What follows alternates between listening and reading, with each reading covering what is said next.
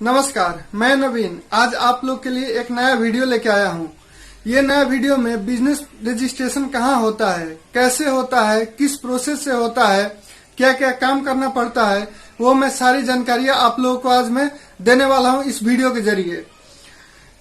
ये video India और नेपाल दोनों का रजिस्ट्रेशन प्रोसेस क्या है, कहाँ रजिस्ट्रेशन होता है, उसके बारे में मैं जानकारी देने वाला हूँ।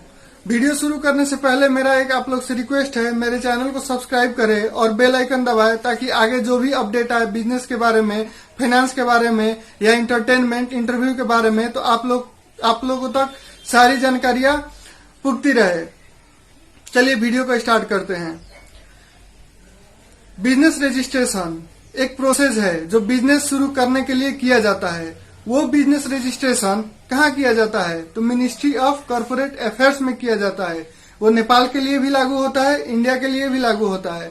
तो सबसे पहले मैं इंडिया का बात करूंगा, उसके बाद मैं नेपाल का बात करूंगा। इंडिया का बात करते हुए मिनिस्ट्री ऑफ एक्सटर्नल अफेयर्स एक होता है। मिनिस्ट्री ऑफ एक्सटर्नल अफेयर्स क्या होता है? मिनिस्ट्री ऑफ एक्सटर्नल अफेयर्स एक फाइनेंस मिनिस्ट्री का होता है जहाँ पे लॉ बनाया जाता है कॉर्पोरेट के लिए, इंडस्ट्रियल के लिए या सर्विस सेक्टर के लिए। इंडस्ट्रियल सेक्टर में प्राइमरी, सेकेंडरी, टर्शियरी, वो सभी को पता है 3 सेक्टर होता है, प्राइमरी, सेकेंडरी और टर्शियरी।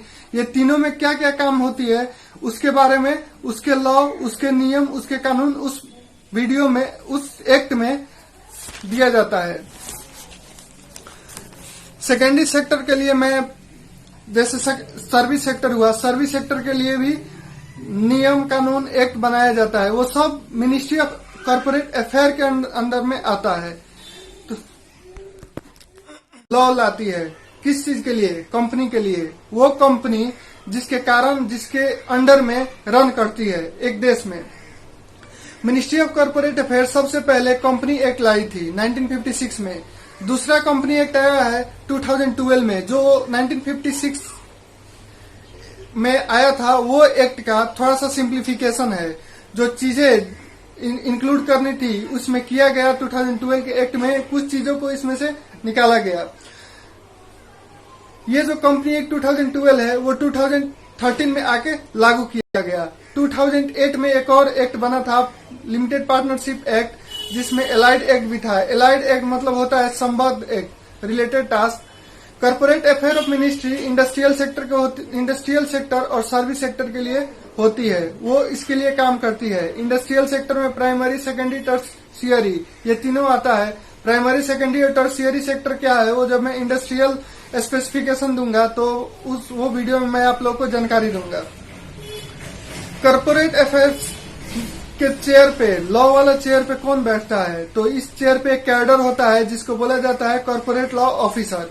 ये कॉर्पोरेट लॉ ऑफिसर यूपीएससी के एग्जाम फाइट करके आता है, कंपटीशन देके आता है। क्वेश्चन एक राइज होता है मिनिस्ट्री ऑफ कॉर्पोरेट अफेयर्स में वो कैसा नेचर का है।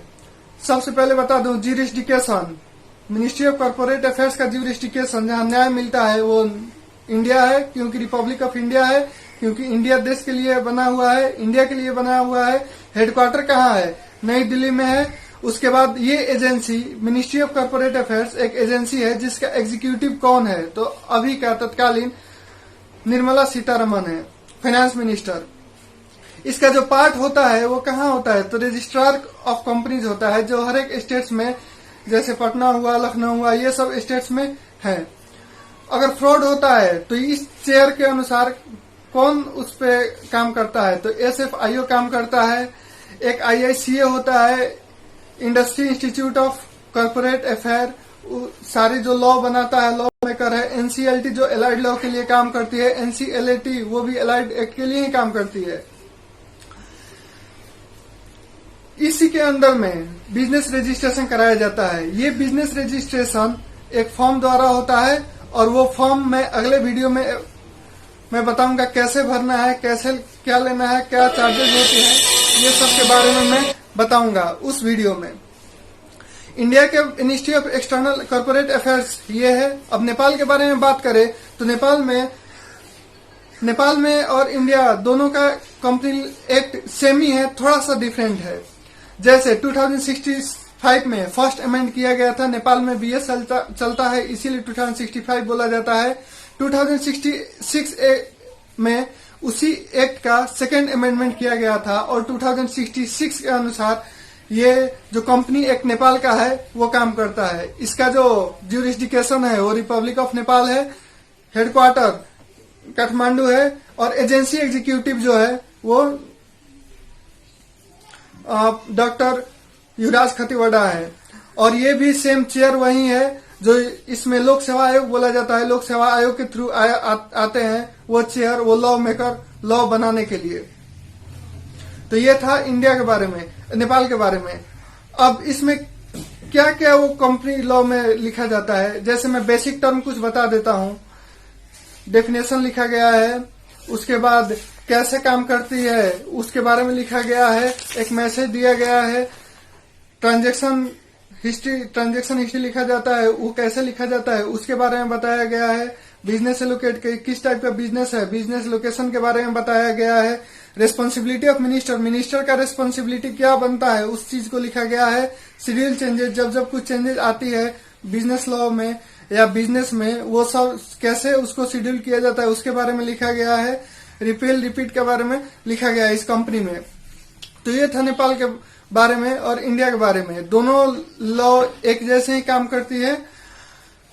तो इतना वीडियो बिजनेस लॉ जहां बनता है उसके बारे में है। और बिजनेस लॉ कैसे, बिजनेस रजिस्ट्रेशन का प्रोसेस क्या है वो अगले वीडियो में आप लोग को जानकारी दूंगा। तब तक के लिए आप लोग को ये वीडियो कैसा लगा फीडबैक नीचे कमेंट बॉक्स में लिखे और सब्सक्राइब करना ना भूले और बेल आइकन दबाना ना भूले, ताकि मैं आगे बिजनेस रजिस्ट्रेशन का जो प्रोसेस मैं बताने वाला हूं बहुत ही इजी स्टेप में वो आप लोग के पास जाए।